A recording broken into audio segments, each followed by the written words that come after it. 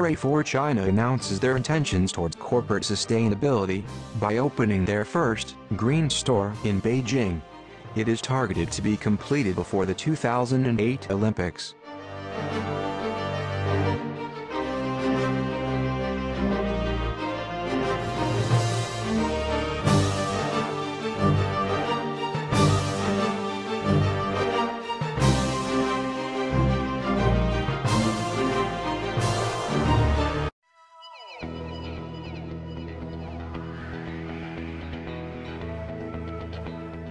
There has been an increase in environmental awareness worldwide.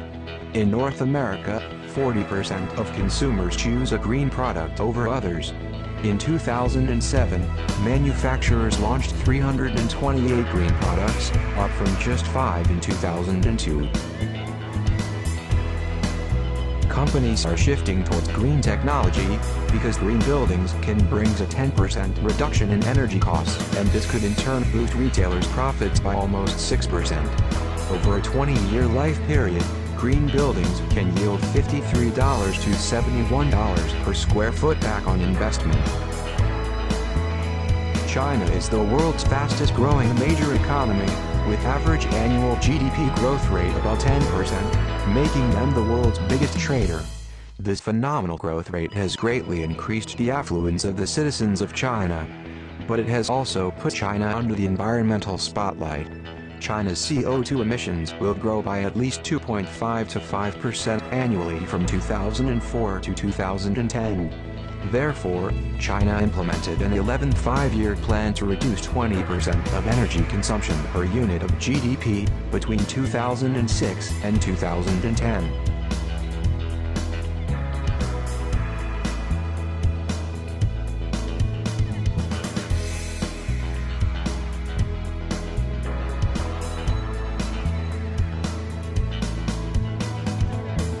Carrefour China's main priority is on rapid expansion and construction deadlines. By June 2006, the company operates 73 hypermarkets in 29 Chinese states, making Carrefour China the first foreign retailer in China.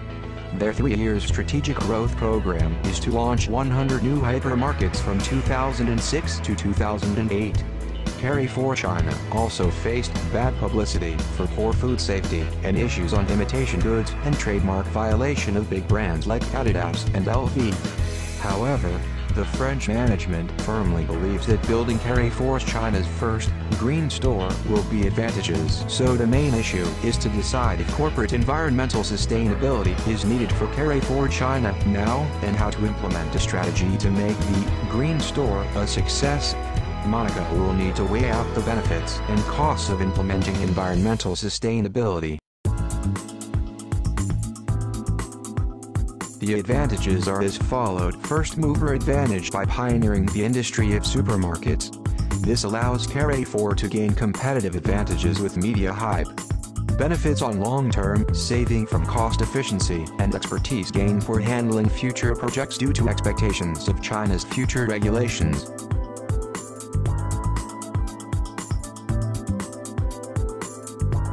Disadvantages include bad publicity through accusations of greenwashing, increased capital investment because higher costs are incurred to acquire property in first-tier cities and higher maintenance costs from requiring foreign maintenance, lack of knowledge and expertise in construction and engineering of environment management systems. There are also implementation risks and possible resistance from certain groups of stakeholders. Shareholders will see it as unnecessary investment since green issues are not regulated in China. Employees' resistance to change because they need to break away from their routine habits and mental models. Competitors may launch their green projects first and reduce media hype. The media might see efforts as greenwashing. Local supply industry lacks green materials and knowledge.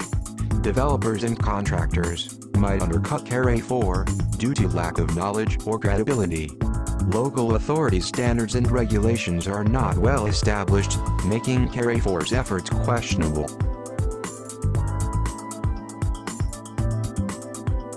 Despite the implications, Monaco believes in the advantages and long-term benefits of having the green store.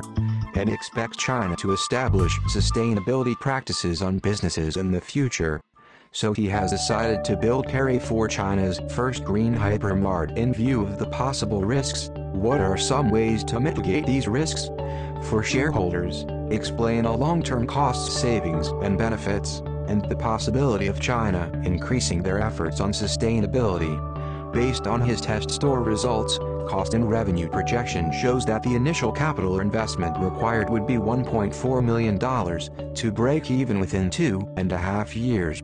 And by year 5 the company would have saved up to $1.3 million.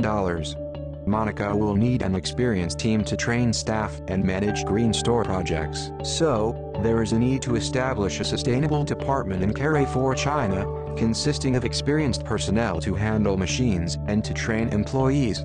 Modifying the current organizational structure, a sustainable development department will be added, which consists of a mix of experienced employees from Carrefour France's branch and non-experienced employees from Carrefour China. The detailed sustainability department would require expertise in the following specific areas. Under technical, Monaco needs people who can perform consultation, assessing current and future stores and how to save energy, master advanced technology, technicians that can maintain green equipment, IT staff to program technical systems. Under procurement, Monaco needs people who can improve overall process such as shipment of green equipments, identify, coordinate, motivate, and develop suppliers network and to negotiate terms with suppliers, identify and manage low-cost and low-capital investment options.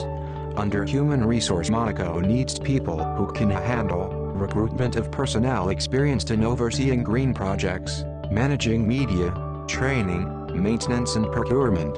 Monaco also needs personnel to plan training for Carrefour China's employees so that they are adequately trained in handling under finance equipment. Monaco needs people who can plan annual budget for green equipment and control finances of green projects, and also processing of payments related to green projects. Under marketing, Monaco needs people who can undertake marketing research, control media planning and execution, focus on PR management, and master event marketing to counter competitors. Announcement of pilot projects, test store results, and Monaco's future plans will help attract some media hype. To address media risks, Carrefour China needs to be transparent about results and have a clear set of standards. As shown in the example, by relying on lead assessment, Monaco should change the point allocation based on how much energy is reduced. As for local supply industry, outsource of materials and equipment from neighboring countries Korea and Japan. For developers and contractors, work with existing contractors that know Monaco's style or supervise the green store project personally. To answer to local authorities, rely on international standards as a guideline and hire foreign teams to audit.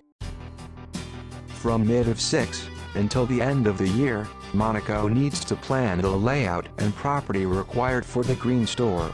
At the same time, the sustainability department for Carrefour China should be formed to manage the green project. By the end of year 2006, construction of the green store's infrastructure should commence. By the start of 2007, the sustainability department needs to begin training development of Carrefour employees and sourcing for the necessary green equipment from suppliers and ship them over. By mid-7, the new green equipments will be installed into the green store while construction is still ongoing. At the same time, Monaco will commence on his other projects to meet his project deadlines. By the mid-2008, the green store should be completed and ready for the Beijing Olympic Games. After completing the green store project, Monaco should explore into other areas to improve sustainability, such as the possibility of making Carrefour China's supply chain greener. In conclusion, going ahead with Carrefour China's first green store can be risky. Therefore, it is necessary for Monaco to mitigate risks and implement relevant strategies.